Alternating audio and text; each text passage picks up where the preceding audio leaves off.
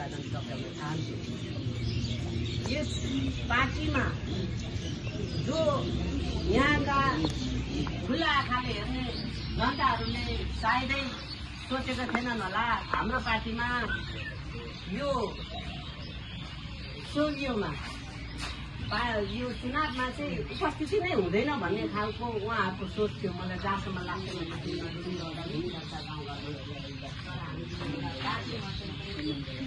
छोटो समयमा दर्ता गरेर हामीले सहभागी हुन पायौँ। सबै दल बल शक्ति हाम्रा भाइ बहिनीहरूबाट हामीले प्राप्त गरेका छौँ। मलाई गर्व लाग्छ मेरा भाइ बहिनीहरू देख्दाखेरि र हाम्रा अग्रज दाजुहरूकोमा अमरात र खटालले गर्दाखेरि आज हामीले पार्टीले सप्तपति बहुमुखी कलेजमा उपस्थिति मात्रै होइन, एउटा हाम्रो प्रतिनिधि युवा प्रतिनिधि हामीले त्यहाँ उच्च सम्मानका साथ स्थापित गर्न पाएकोमा गर्व लाग्छ।